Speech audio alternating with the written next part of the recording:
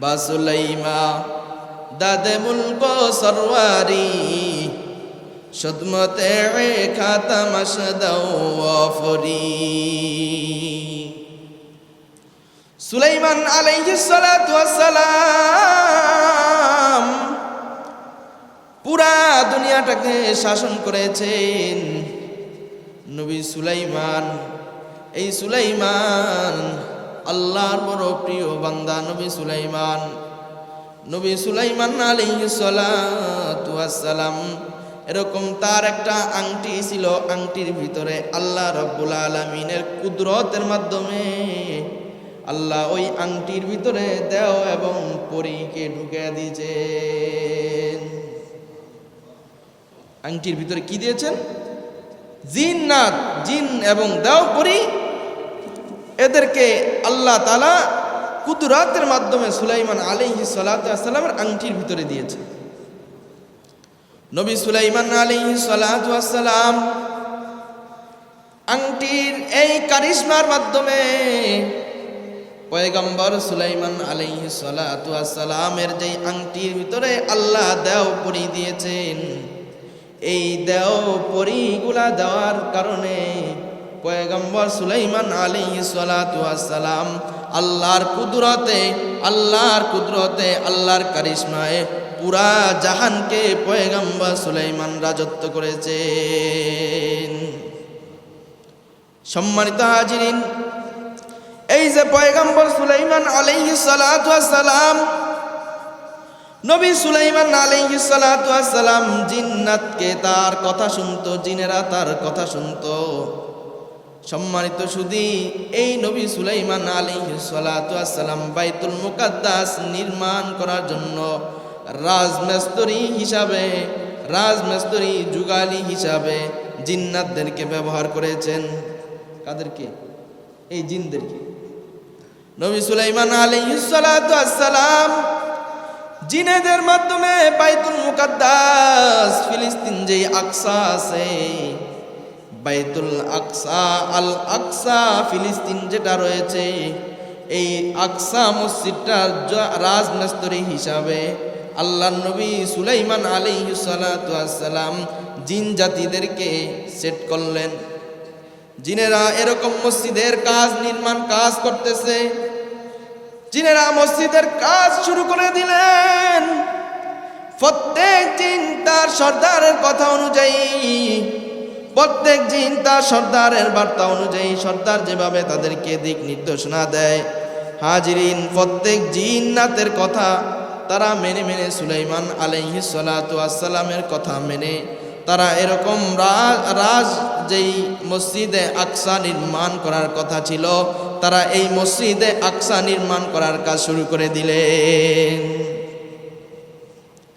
কিন্তু ভাগ্যের কি নির্মম পরিহাস, যখন সুলাইমান নবী কি করলেন, পয়গম্বর সুলাইমান আলাইহিস সালাতু ওয়াস সালাম যখন মসজিদে আকসা নির্মাণ করা শুরু করে দিলেন, এই সময়ে আল্লাহ রাব্বুল আলামিন মালাকুল মউত আজরাইলকে বললেন, ও আজরাইল যাও, এই যে সুলাইমান আলাইহিস সালাতু ওয়াস সালামের জান কবজ করে নিয়ে আসো, অর্থাৎ সুলাইমান আলাইহিস সালামের হায়াত শেষ, এই সুলাইমানের মৃত্যুর সময় এসে গিয়েছে, তুমি যাও সুলাইমান আলাইহিস সালামের জান কবজ করে নিয়ে আসো। সম্মানিত সুধী, আজকে আমরা যারা বলতেছি যে আমরা বাড়ির কাজটা শুরু করলাম, ঘর বানানো শুরু করলাম, এই ঘরটা নির্মাণ করার পরে তাবলীগে সময় দেব, ঘরটা নির্মাণ করার পরে আল্লাহর রাস্তায় সময় দেব, ঘর নির্মাণ করার পরে 3 চিল্লা 1 চিল্লার ভিতরে বের হব, কিন্তু এমন কোনো গ্যারান্টি নাই যে আপনি ঘর নির্মাণ করার পর পর্যন্ত এই হায়াত আপনি পাইবেন। এরকম কোনো গ্যারান্টি আছে? এরকম একটা সিচুয়েশন, এরকম একটা সময় নবী সুলাইমান আলাইহিস সালাতু ওয়াস সালাম জিন্নাতের মাধ্যমে বাইতুল আকসা বাইতুল মুকাদ্দাসের কাজ শুরু করে দিলেন। আল্লাহ রব্বুল আলামিন বলতেছেন, আল্লাহ রব্বুল আলামিন বলতেছেন, মালাকুল মউত আজরাইল যাও আমার প্রিয়তম বন্ধু, আমার বন্ধু সুলাইমান আলাইহিস সালাতু ওয়াস সালামকে নিয়ে আসো। মসজিদের কাজ শুরু করলেন, কিন্তু এই সময় কি বলতেছে? সুলাইমানের হায়াত শেষ। সম্মানিত হাজিরিন, নবী সুলাইমান আলাইহিস সালাতু ওয়াস সালামের হায়াত শেষ। নবী সুলাইমান আলাইহিস সালাতু ওয়াস সালামের সামনে যায় মালাকুল মউত আজরাইল বলে, ভাই সুলাইমান, আল্লাহ পাক রব্বুল আলামিন আপনার যাওয়ার জন্য আপনার কাছে নোটিশ পাঠাইছে। আপনাকে যাওয়ার জন্য আল্লাহ রব্বুল আলামিন ভাই সুলাইমান আপনাকে আল্লাহ তলব করেছেন। ও ভাই সুলাইমান চলেন, আপনি আমার সাথে চলেন। কিন্তু নবী সুলাইমান বললেন, হায় রে, আমি এই মুহূর্তে বাইতুল আকসা ফিলিস্তিন মসজিদে আকসার কাজটা শুরু করলাম, কিন্তু এই কি হলো যে আমি এই সময় আল্লাহর কাছে চলে যেতে হবে। সম্মানিত হাজিরিন, আমরা যারা বলতেছি মৃত্যুর দুনিয়ার জমিনে যদি কোনো ফেরেশতা তার কোনো পুলিশ যদি তার কোনো আসামিকে ধরার জন্য যায়, তাহলে আগে একটা নোটিশ পাঠায় কিনা? সবাই বলেন, আগে একটা নোটিশ পাঠায় তো। দুনিয়ার জমিনে যেই পুলিশ বাহিনী আছে, এই পুলিশ বাহিনী আসামি ধরার আগে একটা নোটিশ পাঠায়, তাকে সতর্ক করে। নবী ইদ্রিস আলাইহিস সালাতু ওয়াস সালামের সাথে মালাকুল মউত আজরাইলের সাথে একটা বন্ধুত্ব ছিল, রিলেশন ছিল, খাতির ছিল।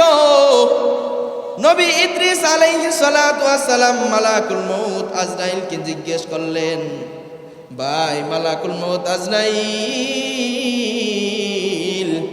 দুনিয়ার জমিনে যদি কোনো পুলিশ কোনো আসামিকে ধরতে আসে, তাহলে বাইরে যদি পুলিশ কোনো আসামিকে ধরার জন্য আসে, আগে নোটিশ পাঠায়া সতর্ক করে, আগে নোটিশ পাঠায়া তাকে সতর্ক করে দেয়। কিন্তু ভাই আজরাইল, তুমি এমন একটা চিজ, তুমি এমন একটা ব্যক্তি, যেই ব্যক্তি কোনো নোটিশ না পাঠায়া চলে আসো। মালাকুল মউত আজরাইল ডাক দিয়ে বলে, ভাই নবী ইদ্রিস, আপনাকে আমি নোটিশ পাঠাই নাই, এটা কিরকম কথা বললেন? ভাই ইদ্রিস, ও ভাই ইদ্রিস, আমি আপনার কাছে একে একে কয়েকটা নোটিশ পাঠাইছি। এক নম্বর নোটিশ বলে, ভাই ইদ্রিস, আপনাকে আমি এক নম্বর নোটিশ দিলাম। ও ভাই ইদ্রিস, আমি আপনাকে এক নম্বর ওয়ার্নিং দিলাম, আপনার যে কাঁচা কাঁচা দাড়িগুলা পেকে গেল, ও ভাই ইদ্রিস, এটা কি মৃত্যুর নোটিশ নয়? আবার বলে, আজরাইল বলতেছে, ভাই ও নবী ইদ্রিস, আপনার টাইট ফিট চামড়াটা আমি আল্লাহ ঢিলা কইরা দিল, এটা কি মৃত্যুর নোটিশ নয়? ও ভাই ইদ্রিস, ও আল্লাহ নবী ইদ্রিস, আপনার যে নাতি ফুতি হইল, নায়নাতকুর হইল, এটা যে আপনার বার্ধক্যতা এসেছে, এটা কি মৃত্যুর নোটিশ নয়? ও ভাই ইদ্রিস, এগুলা কি মৃত্যুর নোটিশ নয়? এগুলোই তো মৃত্যুর নোটিশ।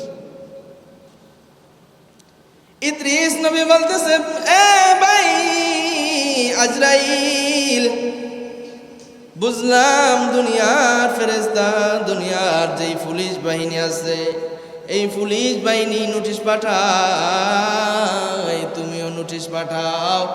আজরাইল বলে, আমি যেই সময় নোটিশ পাঠায় দেই, আমি যেই সময় নোটিশ পাঠাই, তখন মানুষগুলা এর দিকে ভ্রুক্ষেপও করে না। চুল সাদা গেল, এখন পর্যন্ত আমি নামাজের ভিতরে আসতে পারলাম না। চুল সাদা হয়ে গেল, এখন পর্যন্ত আল্লাহর হুকুম আদায় করতে পারলাম না। নবী সুলাইমান রাজমিস্ত্রি দিয়া ফিলিস্তিনের কাজ শুরু করলেন। ফিলিস্তিন মসজিদে আকসার কাজ নবী সুলাইমান শুরু করে দিলেন। নবী সুলাইমান আলাইহিস সালাতু ওয়াস সালাম যখন এই মসজিদে আকসার কাজ শুরু করে দিলেন, মসজিদে আকসার কাজ শুরু করে দেওয়ার পর আল্লাহ আজরাইল বলে, ভাই আজরাইল যাও রে, যায় আমার হাবিব সুলাইমান, আমার বন্ধু সুলাইমানকে নিয়ে আসো। এই সময়ের ভিতরে আল্লাহ আজরাইল পাঠিয়ে দিলেন। পাঠিয়ে দেওয়ার পর আজরাইল যাওয়ার পরে বলতেছে, ও মালিক আয় আল্লাহ, আপনাকে মালিক আল্লাহ, আপনার বন্ধু সুলাইমান বলতেছে আমি মসজিদ আকসার কাজ শুরু করলাম, বাইতুল মুকাদ্দাসের কাজ শুরু করলাম, কিন্তু এই সময় যদি আমাকে নিয়ে যায় তাহলে আমি কাজটা পরিপূর্ণ করতে পারবো না, কারণ জিনেরা বড় খারাপ, এই জিন্নাত জাতি বড় শয়তান জাতি, এরা কারো কথা মানে না। যদি আমি এই কাজটা পুরা না করি তাহলে এরা কিন্তু কারো কথা শুনবে না। আল্লাহ রাব্বুল আলামিন ফেরেশতা, আল্লাহ রাব্বুল আলামিন মালাকুল মউত আজরাইল আলাইহিস সালাতু ওয়াস সালামের মাধ্যমে আল্লাহ রাব্বুল আলামিন নবী সুলাইমানকে জানায় দিলেন, ও নবী সুলাইমান, আপনি মরবেন কিন্তু আপনি পড়বেন না। কাদেরে কুদরত দারি, কাদেরে কুদরত দারি বরকামাল, আন্তা রব্বি আন্তা হাসবি জুল জালাল। নবী সুলাইমান প্রতিদিন সকালবেলা ফজরের নামাজের পর লাঠি পর দিয়া নবী সুলাইমান জিন্নাতরা কাজ করতেছে, এই কাজগুলা তারা পরিদর্শন করত। নবী সুলাইমান এই কাজগুলা পরিদর্শন করত। আমরা যখন ঘর বানাই তখন মিস্ত্রিদের সামনে আমরা কাজ দেখি, কিভাবে কাজ করতেছে এটা আমরা দেখি। এরকমভাবে নবী সুলাইমান আলাইহিস সালাতু ওয়াস সালাম তাদের কাজটাও দেখতেছে। কিন্তু হাজিরিন, ওই যে নবী সুলাইমান লাঠি বর দিয়া দাঁড়ায়া দাঁড়ায়া তাদের কাজগুলা দেখতো। এজন্য আল্লাহ বলেন, ও জিবরাইল, ও মালাকুল মউত, তুমি যাও রে, যায়া আমার বন্ধু সুলাইমানকে বলো, নবী সুলাইমান আপনি মরবেন কিন্তু আপনি পড়বেন না। নবী সুলাইমান লাঠি নিয়ে দাঁড়ায় আছে। এই সময়ের ভিতরে আল্লাহ রাব্বুল আলামিনের হুকুমে নবী সুলাইমানের জীবনকে নবী সুলাইমান আলাইহিস সালাতু ওয়াস সালামের জান কবজ করে নিল। সময় দিয়েছে, সময় দিয়েছে। ওয়ালাউ কুনতুম ফি বুরুজিম মুশাইয়াদা, নবী সুলাইমান আলাইহিস সালাতু ওয়াস সালাম, নবী সুলাইমান আলাইহিস সালাতু ওয়াস সালামের জীবনটা আল্লাহ যে আজরাইলের মাধ্যমে নিয়ে গেলেন। আল্লাহ নিয়ে যাওয়ার পর নবী সুলাইমান আলাইহিস সালাতু ওয়াস সালাম জীবিত মানুষের মতন দাঁড়ায় আছে। যখন সন্ধ্যা গনি আসলো, আসার পরে নবী সুলাইমান প্রতিদিন মাগরিবের সময় বাড়িতে যায়। আজকে দিন নবী সুলাইমান বাড়িতে যায় না। জিনেদের সর্দার ডাক দিয়া বলে, ও জিন্নাতেরা শোনো, মনে হয় নবী সুলাইমান আমাদের কাজের উপরে রাগ করেছে। আমরা কাজের ভিতরে অলসতা করছি, আমরা কাজ ঠিক মতো করি না, এজন্য নবী সুলাইমান আজকে বাড়িতে যায় না, আমাদের দ্বারা রাতেও কাজ করাইবে। এই কথা ভেবে ভেবে তারা জিন্নাতের সর্দার এলান দিয়ে দিলেন, যাও রে, তোমরা প্রত্যেকের কাজকর্ম করতে থাকো, সবাই সবার কাজ করো। নবী সুলাইমান এরকম সকাল যায় বিকাল যায়, এদিক দিয়া আল্লাহ রাব্বুল আলামিন এমন কুদরতের মালিক আমার আল্লাহ ওই যে সুলাইমানের লাঠি আছে, এই লাঠির নিচন দিয়া উই পোকা লাগাইয়া দিছে। কি পোকা লাগাইছে? উলি। নবী সুলাইমানের লাঠি গাঁথনি যতটুকু ওঠে, নবী সুলাইমানের লাঠিও আল্লাহ কুদরতের মাখলুক উই পোকা অতটুক পরিমাণ খেয়ে ফেলে। হাজিরিন, নবী সুলাইমান আলাইহিস সালাতু ওয়াস সালাম যখন মৃত্যুর সময়টা কয়েকদিন হয়ে গেল, মৃত্যুর সময় যখন কয়েকদিন হলো, চক্ষুগুলা লাল লাল হয়ে গেছে, চক্ষুগুলা সাদা সাদা হয়ে গেছে, মনে হয় যে নবী সুলাইমান রাগ করেছে। এজন্য জিনেদের সর্দার বলে, হে দুনিয়ার জিনেরা শোনো, দেখো দেখো নবী সুলাইমান চক্ষু গরম কইরা আমাদের দিকে তাকিয়ে আছে, নবী সুলাইমান চক্ষু গরম কইরা আমাদের দিকে তাকিয়ে আছে। যে নবী সুলাইমান আমাদের কাজের উপরে বড় রাগ, অতএব তোমরা তোমাদের কাজগুলা ভালোভাবে আঞ্জাম দাও। গাঁথনিও উঠতেছে, গাঁথনি যতটুকু ওঠে জিন উই পোকা অতটুকু লাঠি খেয়ে ফেলে।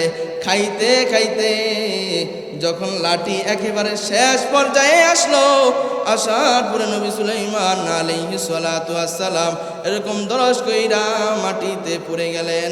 মাটিতে পড়ে যাওয়ার পর এরকম জিন্নাতেরা দৌড় মেরে আসছে, আসার পরে দেখে নবী সুলাইমান তো আজকে মরে নাই, নবী সুলাইমান আরো অনেক আগে মারা গেছে।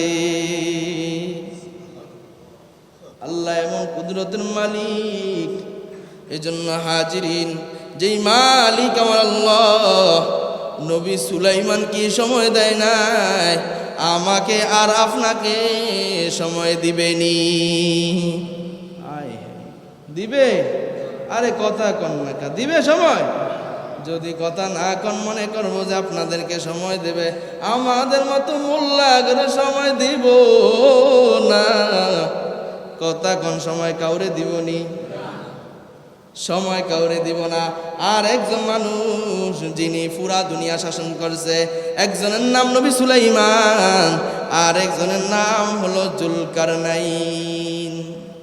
কি নাম? এদের কথা বলেন কেন হুজুর? যে এরাই পুরা দুনিয়া শাসন করছে, এরা আল্লাহর মাহবুব বান্দা ছিল, এরাই থাকতে পারে না, আমি আর আপনি থাকবো কেমন? ঠিক কি না? আরেকজন জুলকারনাইন, বাদশাহ জুলকারনাইন পুরা দুনিয়া শাসন করছে। যখন মারা যাইবে, মারা যাওয়ার সময় সন্তানগুলার ডাক দিয়া ওসিয়ত করতেছে। কি করে? আমরা মারা যাওয়ার আগে, ময় মুরব্বীরা মারা যাওয়ার আগে ওসিয়ত করে যায় কিনা? যদিও এখন ওসিয়ত উল্টা, বলে ওই যে ওই ফোলারে দিবা একটু গোপনে গোপনে স্বাক্ষর করে, আছে কি নাই? কিন্তু জুলকারনাইন পুরা দুনিয়া শাসন করেছে। জুলকারনাইন পুরা দুনিয়াটা শাসন করলো, সন্তানদেরকে মৃত্যুর আগে ওসিয়ত করতেছে, ও আমার সন্তানেরা রে, আমার দুইটা ওসিয়ত আছে, আমি যখন মারা যাইব তখন তোমরা আমার এই দুইটা ওসিয়ত পুরা করবা।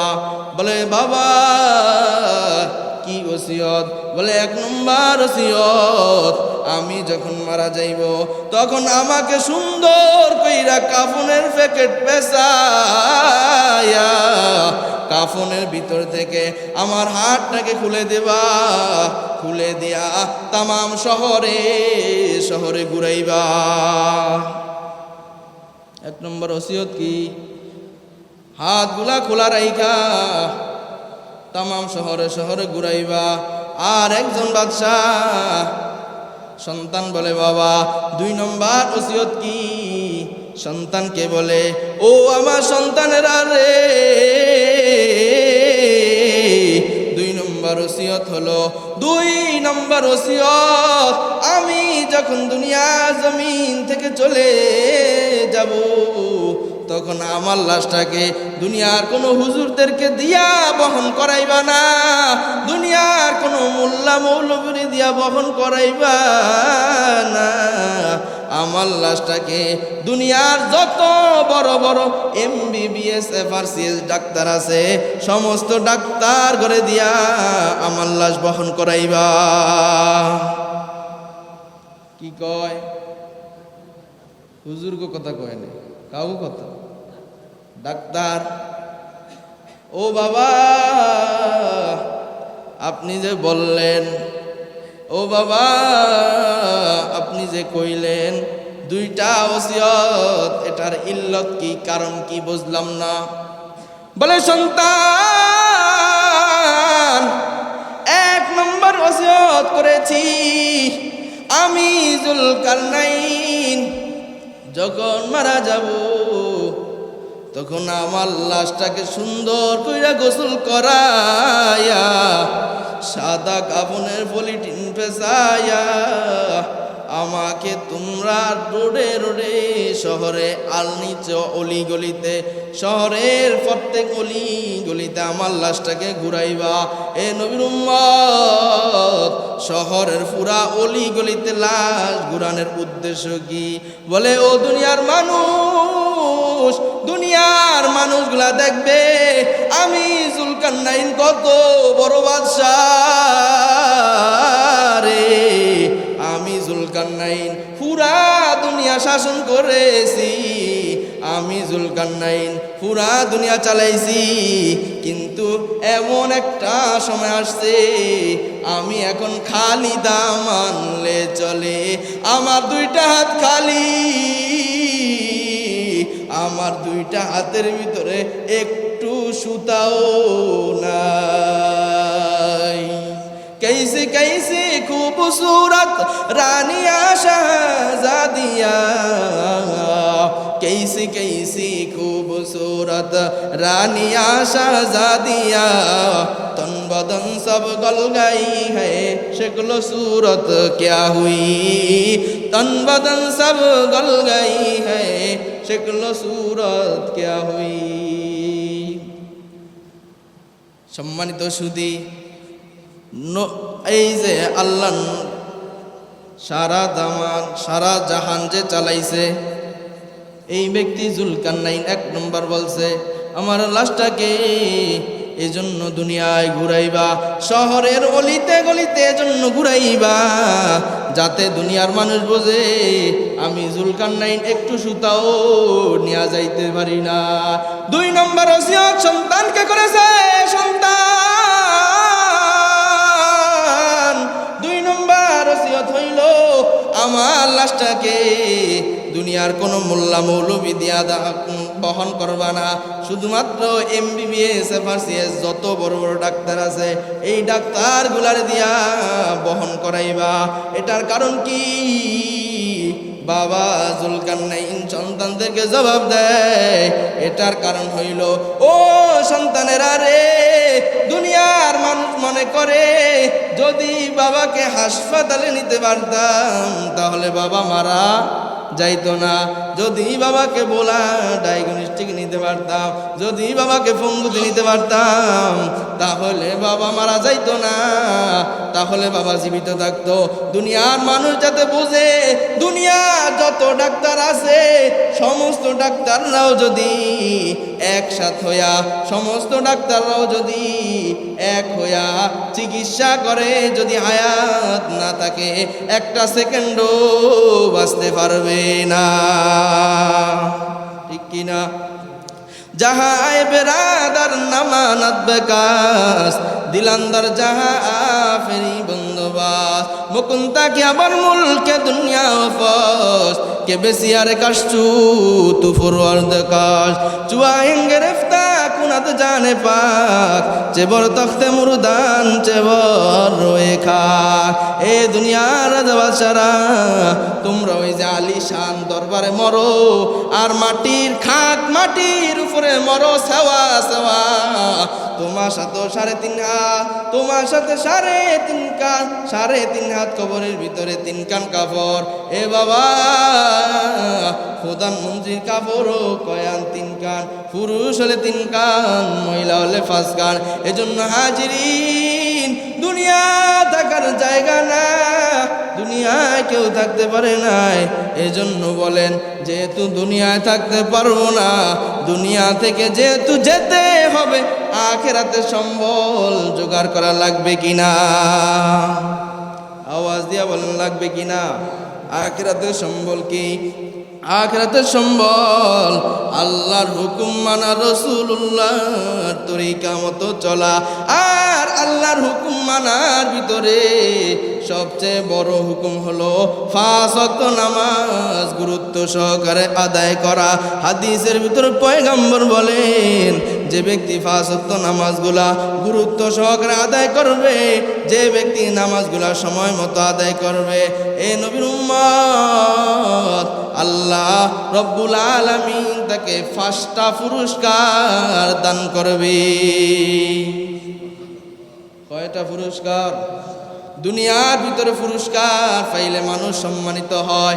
আমরা যাকে পুরস্কার করি সে সম্মানিত হয়, সমস্ত মানুষের ভিতরে সে সম্মান পায়। এরকম আল্লাহ বলে, কিয়ামতের ময়দানে বান্দা, যদি তুমি 5 ওয়াক্ত নামাজ ঠিক মতো পড়ে আসতে পারো, তাহলে তোমার হিসাবটা আর তোমার পুরস্কারটা আমি আল্লাহ এরকম সমস্ত মানুষের ভিতরে সম্মানী বানিয়ে দিব।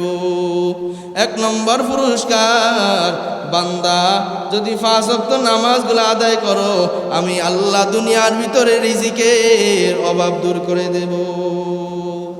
কিসের অভাব? আজকে রিজিকের জন্যই তো মারামারি, রিজিকের জন্যই তো আতেল ঠেলা ঠেলি, কথা কয় না, ঠিক কি না? রিজিকের জন্যই তো আজকে যত পেরেশানি।